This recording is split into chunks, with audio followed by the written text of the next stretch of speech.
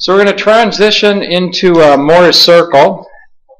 So our subject then is Moore's circle. Hopefully we can get a circle drawn today. It's one of those things that looks probably more confusing than it is. Moore's circle is probably, along with the shear moment diagram, one of those fundamental things that we'll do in here. If you're in civil engineering, Moore's circle becomes very important when you do soils. If you're in mechanical engineering, Moore's circle becomes very important for failure analysis. And it helps us answer the question that we've dabbled in a little bit. You remember when we had, let's say, an axial load, something under axial loading, and we were applying a force to this. You could say that that was force P. And we had we put an element on there. We looked at this element, and we found that the stress on that element, sigma, was equal to P divided by A, right? And then the question came up at some point, what happened when you rotated that element? We talked about those equations. When you rotated that element, how you could end up with shear on that and whatnot. We also did the exact same thing for torsional loading. So you maybe had a shaft or something like that you were applying some torsional load to. We'll say T, the torque T. And you came up with an element, when the element was oriented like this, you came up with the shear stresses on there. Is that going to be the right way? I think I probably need to go this way. So get something like that. And that tau would be equal to the torque times R divided by the polar moment of inertia, right? And then we asked the question, well, what happens when you rotated that? And that's when we were passing around that broken chalk and how you get your maximum tension stress at a 45, even though you have torsion. And that then led us to the derivation of E was equal to, not E, but G was equal to Young's modulus divided by 2 times the quantity 1 plus Poisson's ratio. So we've dabbled in that. We could also ask the question as far as bending goes. So this would be axial, torque, and then bending. So we end up looking at some transverse loading situation. We might have a simply supported beam with a cantilever. We could put a moment on there. We could put some distributed load. We could put a concentrated load on it. All kinds of possibilities. And we'd come up with an element then that look like this, where we'd have some normal stress, sigma, that's equal to minus my divided by I. And we'd also have some shear stress, and that's what we finished up with last time as we finished those sections and put the dividing line for our midterm examination in there, that this shear stress tau was equal to VQ divided by IB, right? So then a good question comes up is what happens when you start to look at this orientation, something like that. What if you start rotating that element? And rather than going through a whole bunch of equations for that and having a set of equations for this you have to remember, and a set of equations for that you have to remember, and a set of equations for that you have to remember, I'd like to just do it in one fell swoop. I'd like to do it once and for all. And that's going to generate our set of equations that will actually turn out being a set of equations that look like a circle. And we'll go into Moore's circle, which we can then dispense with all the equations, and we'll have a very powerful graphical tool to use. So what I'd like to do then is look at something like this. Maybe we have a general stress state. We take some sort of a body, and we put a variety of loads on this thing, maybe compression loads, maybe tension loads. We could put some concentrated moments on this thing. All kinds of different loading. If you like distributed loads, put a distributed load on, whatever you want. Okay? And we're going to pull an element off of here, and we're going to look at this element, and that element will have a general loading state that we could describe. We might say you'd have sigma x. And I won't label this one, but for equilibrium it'd have to be the same. And then maybe I'd have sigma y. And this one would, of course, be the same. And then I put my shear stresses on here. I'd have shear stresses like this, and this would be tau on the x face in the y direction. Okay. So then the question comes up is what happens if you rotate this? And you might wonder why people would want to ask such questions. Is this just something to trouble students? Well, not necessarily. Maybe you've got this structure and you're always getting cracks right there. Okay? Or maybe you have to machine a slot in it like this, and you're kind of wondering what the stresses are. Might be a very valid reason for rotating that element. Okay, so that's what our task is going to be. We're going to start out with this, and we're going to, I'll move to the next page.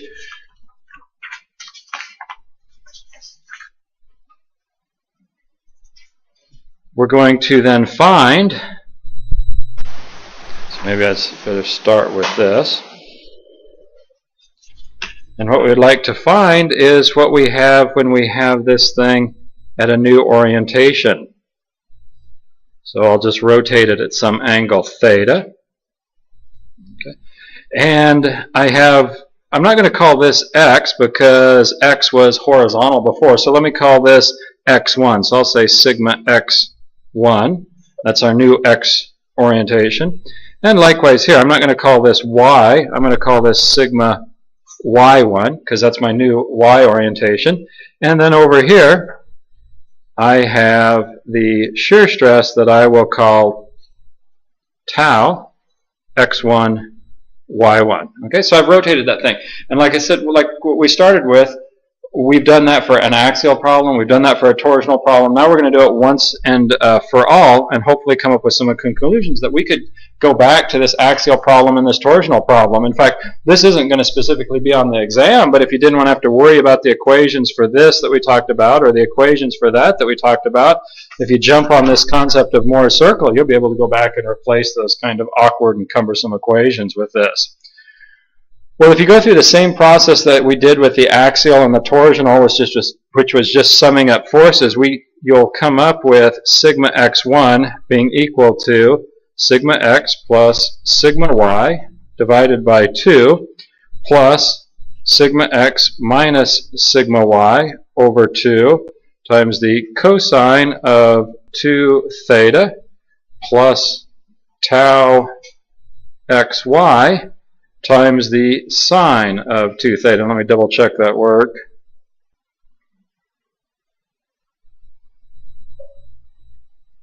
And you can pick up most any textbook on the topic, and it'll go through the derivation of that. I'm not going to spend too much time on that. But basically, we have this sigma x here, and this sigma y, and this tau xy, and I am writing what my new sigma x1 is in terms of those known quantities, sigma x, sigma y, and tau xy. Now I also need to do it for the tau x1, y1. You might say, well, what about sigma y? And if we could say for sigma y1, we would just use theta is equal to theta plus 90 degrees, right? We could use that first equation to say theta is equal to theta plus 90 degrees. So that'd save us a little work there. But we've got to grind through this again. It would be summing the forces in the sigma y direction, and we would come up with the equation minus 1/2 times sigma x minus sigma y times the sine of 2 theta plus tau xy times the cosine of 2 theta. And double check that. I think we're okay with that. So what I'd like to do with those is I would like to take those two equations and I would like to manipulate and recombine those.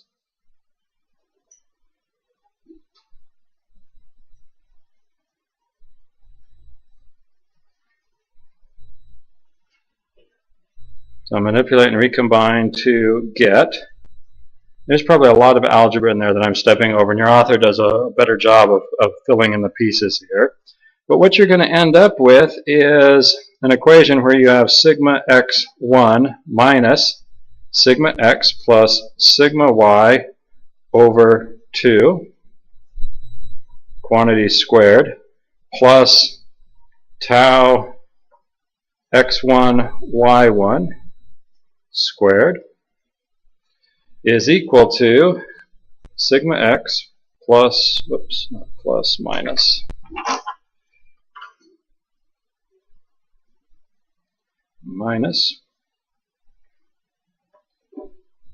sigma y divided by 2, quantity squared, plus tau xy, quantity squared. Let me double check that. So x.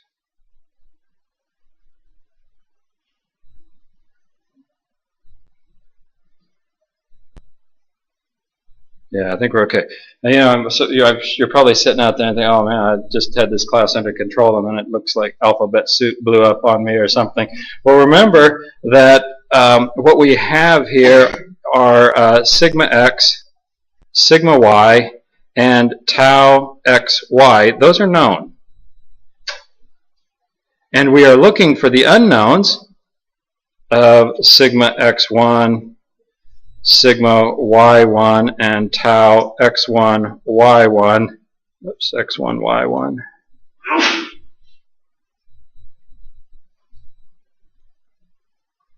These are the troublemakers here. Okay. This is the unknown. Okay.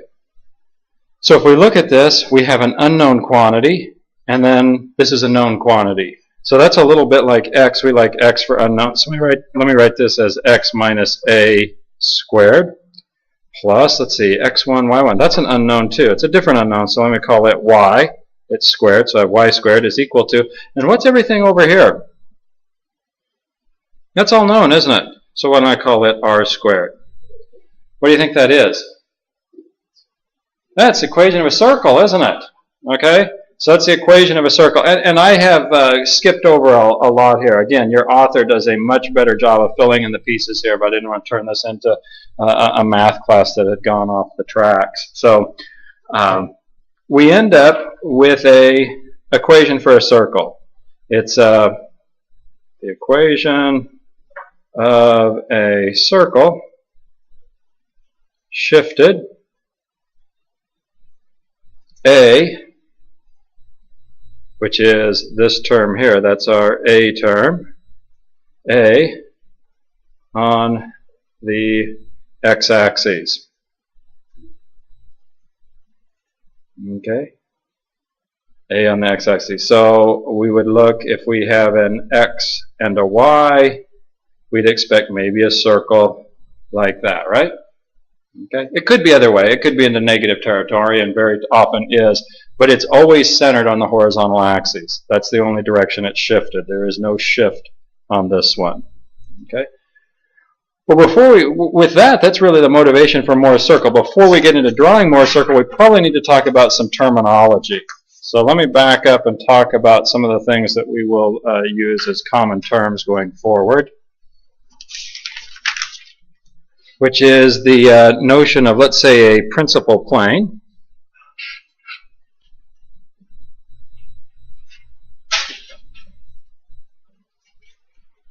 So with a principal plane, we can say that that is a plane free of shear stress.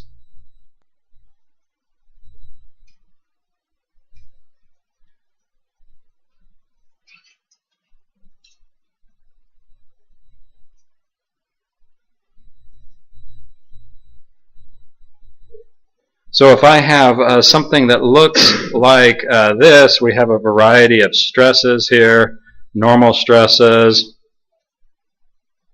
and shear stresses. There is some orientation that if I tip this just right, x, sigma y, tau, okay, if I tip it just right, I can avoid any shear stresses. I have zero shear stresses. And my normal stresses will not be the same. Those are going to be different. I wouldn't want to label this sigma x. It's going to be something different. We could maybe say sigma x1. I don't know. Sigma y1. It'll be different. But if I orient that just right, I can get in a position where I have no shear stress, which is kind of nice. That's what we call a principal. So a lot of times they'll give you a problem so they find the principal orientation. What are they looking for? Orientation that has no shear stress. Okay. Well, when we talk about principal stress,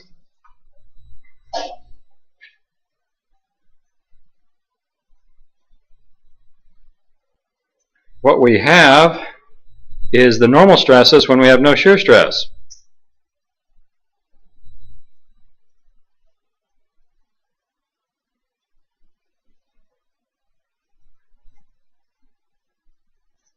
Okay, normal stress when we have no shear stresses. So that's those. Okay, and they're usually your maximum minimum values.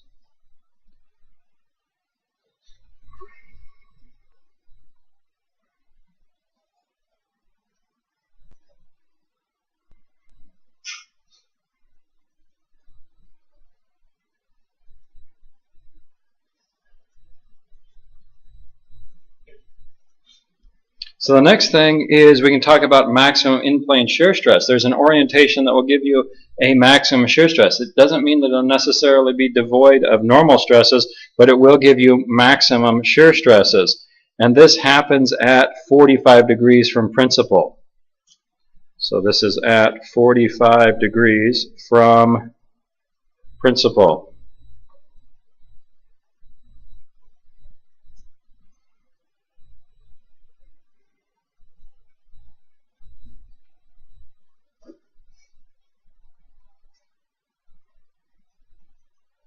We'll just say an orientation where tau is equal to tau maximum. Okay? We didn't say that there'd be no normal stress. In certain cases there might not, but the one thing that we can commit to for sure every time is it's the orientation where I have my maximum shear stress. And that's going to happen at 45 degrees from the principal orientation. So with that terminology that comes up, and those will be very common terms: principal plane, principal orientation, principal stresses, and max in-plane shear stresses. We'll use those a lot, so I'm glad we defined them.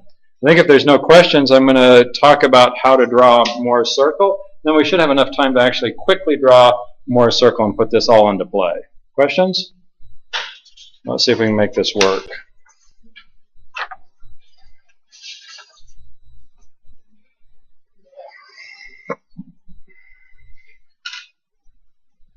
So basically with Moore's circle, you're going to be drawing on an axis that looks like this. You're going to have a normal stress on the horizontal, and you're going to have the shear stress here. And this is probably worth talking about. I take my positive shear stress up.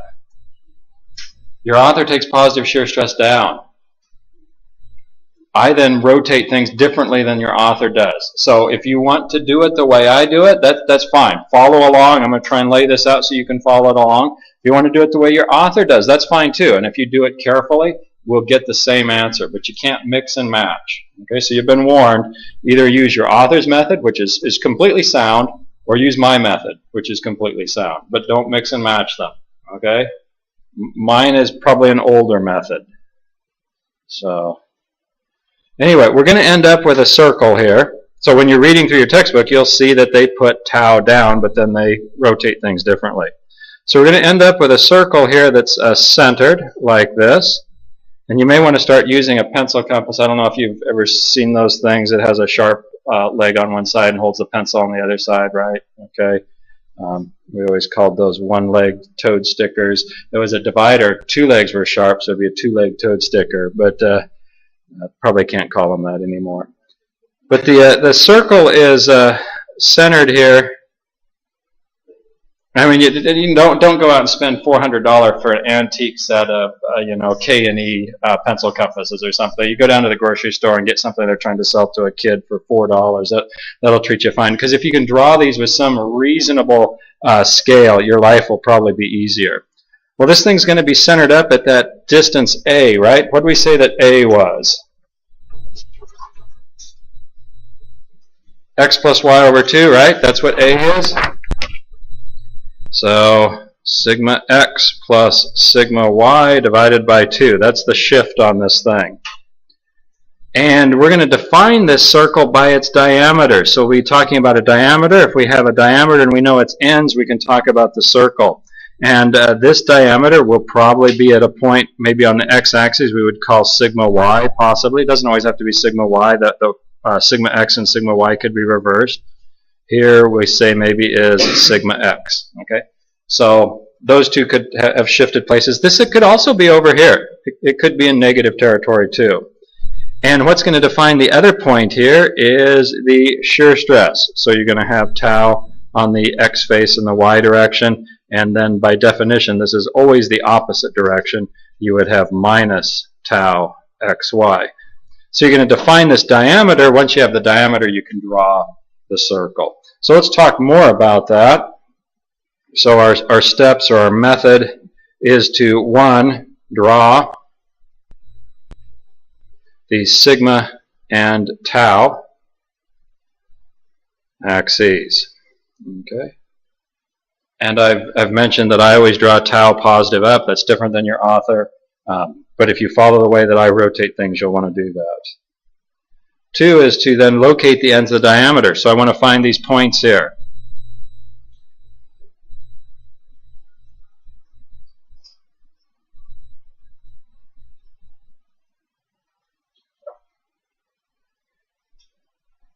Okay, locate the ends of the diameter. And you do this with these tools. For sigma, if sigma is in tension, plot positive.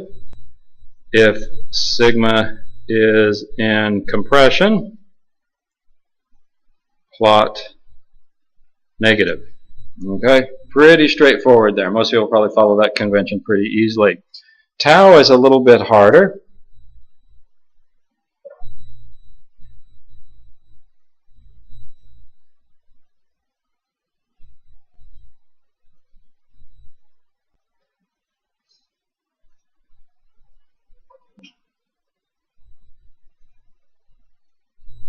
So if the shear stress tends to rotate clockwise, plot it positive. So what you do is you're going to have an element here, and you're going to have a shear stress on it. And granted, you'll have all of these other shear stresses.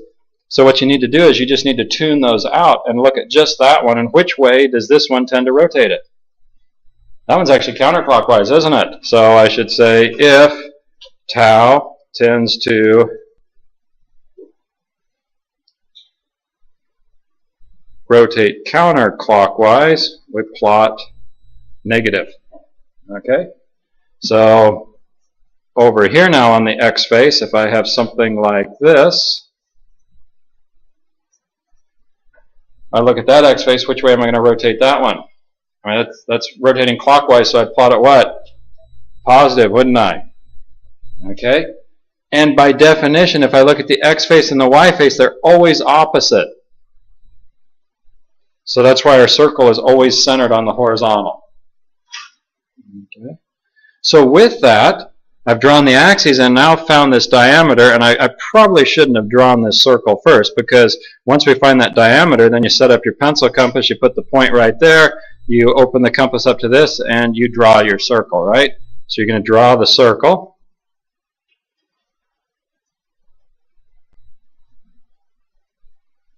And then once you got the circle, all kinds of information comes up. You're going to find or calc the center and the radius. Okay. Because if I want to know my maximum stresses, if I take this center point and I subtract the radius, that would be my maximum, or that would be my minimum stress, wouldn't it? If I want to find the maximum stress, I take the center and I add the radius, that would be my maximum stress, wouldn't it? What if we want to know about maximum shear? What orientation is that? Well, that's vertical, isn't it? So all I'm ever doing is I'm rotating this diameter. Okay? And the one thing that I have to remember, the only thing where this model kind of breaks down, and we have to have a little factor here to straighten things out, is that theta on Moore's circle, which is certainly what this is, Moore's circle,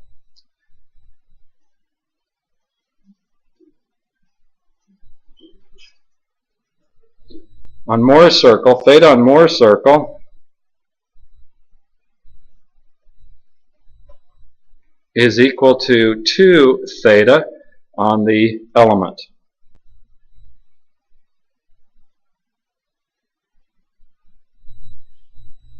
Because remember when we were talking about this terminology here, we went from maximum normal stress to maximum shear stress in 45 degrees.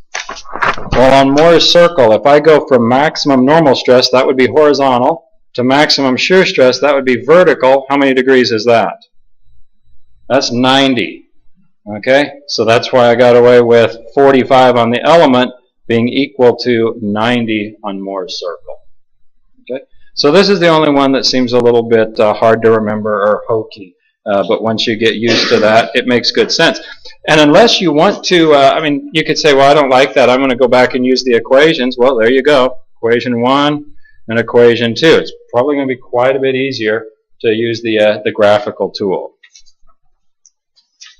So let's take that and we'll draw Moore's circle for this. And this is one of these things that's kind of hard to go through the first time.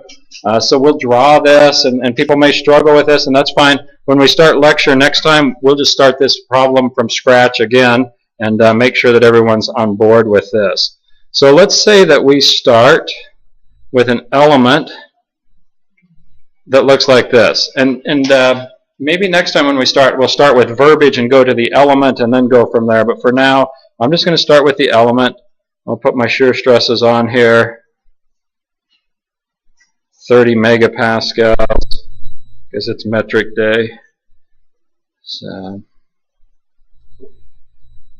and then in the y direction and the x direction, looks like the y direction I have 50 megapascals compressive, and I have in the x direction 80 megapascals in tension. So I'd like to draw Moore's circle for this.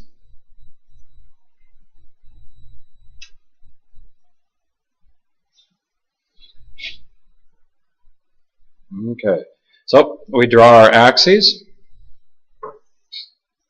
So here is the sigma axis, and here's the tau axis. And again, if you follow your author's work, put your tau pointing down. You might ask, well, what does the author do differently to straighten it out? Your author rotates differently here.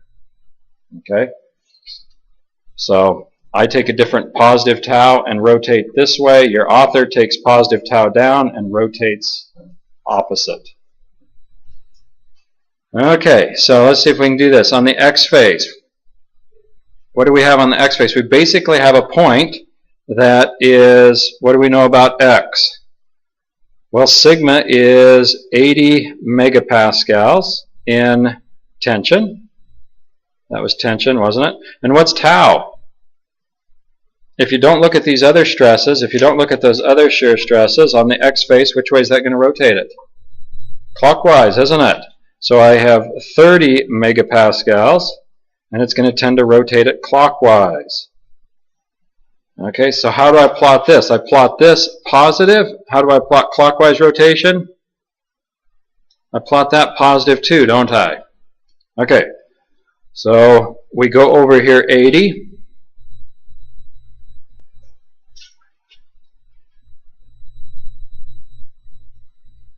Yeah, that's probably fine. So there's 20, 40, 60, and 80.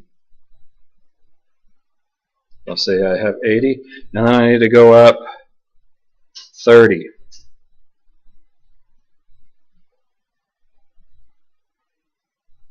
So there's 30. And this would be megapascals, if we're going to look at our units, megapascals, looking at the units there. So I got this point. That is the point that represents the x face. Now I have another point that represents the y face, right? I mean, this is really just geometry, just 2 points, and I can define that diameter. What do I have going on in the y face? It looks like compression, doesn't it? So I have 50 megapascals in compression. 50 megapascals in compression, and 30 megapascals. And on the y face, which way is that going to rotate it? Counterclockwise, isn't it? And I guarantee you these will always be opposite. If you get them both the same, you're going to have problems. Okay, because we don't want a circle like this. This is no good. Okay. So these will always be opposite. So if you end up with them the same, go back and look at the first one. So we plot counterclockwise how? Negative. We plot compression how? Negative. Okay, and this just happens to be a coincidence that these are both positive and these are both negative. You can have all different combinations. Does it say 5? So we need what, 50? We good now? Okay.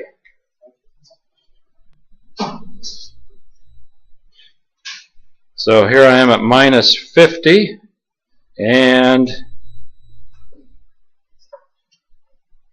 minus 30. So that's the y point.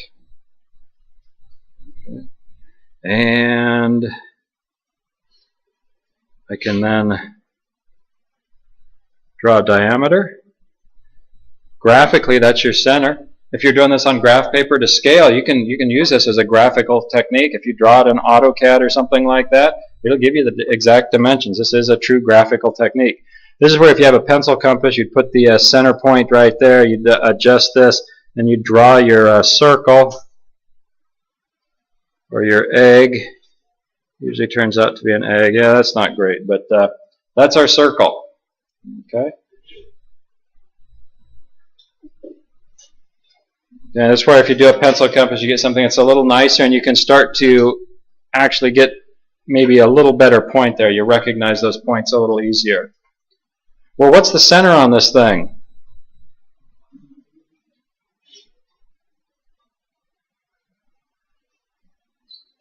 Well, sigma x plus sigma y divided by 2. I just average those, right? So I have 80 megapascals minus 50, plus a minus 50, maybe I'd better say, divided by 2, which gives me what, 15 megapascals? That's pretty close to 15. That's why if you draw this carefully, sometimes you can head off mistakes. How about the radius? What's the radius? Well, what I'm going to do is I'm going to go over and look at maybe this triangle that's created here. Okay, see that triangle right there?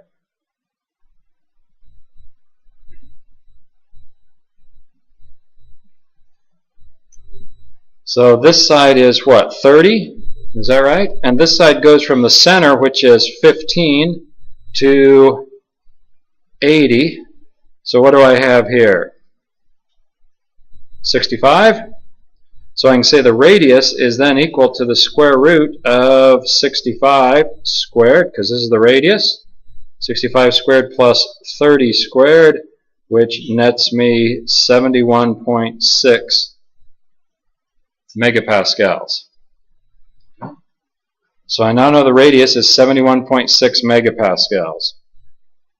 That's the distance from there to there, half the diameter. So now I can start answering questions about what these stresses are. Those are our principal stresses. A lot of times we'll call this sigma maybe 2, and we'll call this sigma 1. Okay.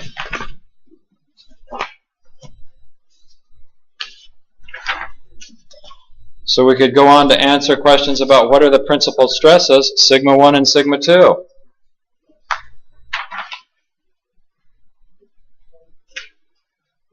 What do I have for pages?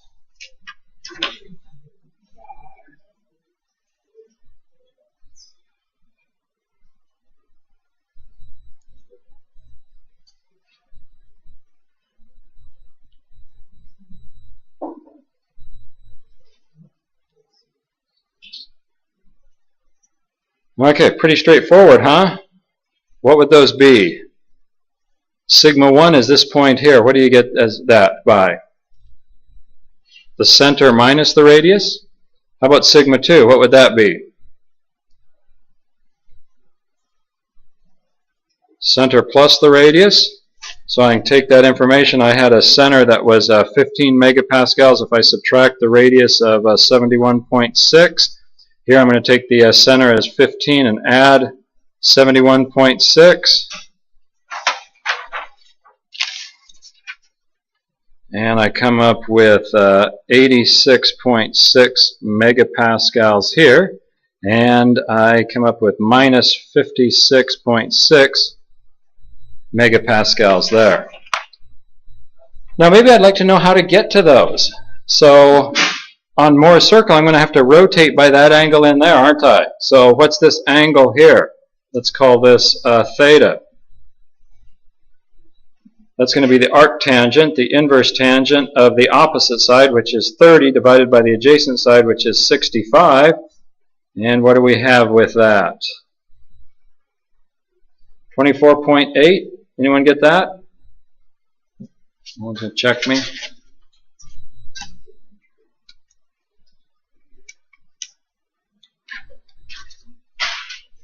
Yeah, 24.8, something like that.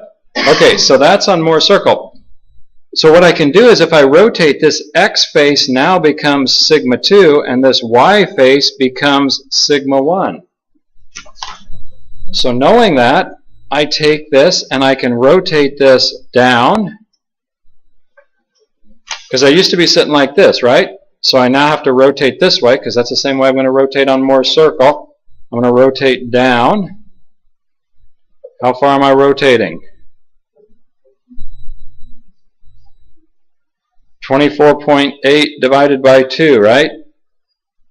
Because we know that Moore's circle on theta on Moore's circle is 2 times the theta on the stress element. So I have to divide that by 2. That gives me 12.4 degrees.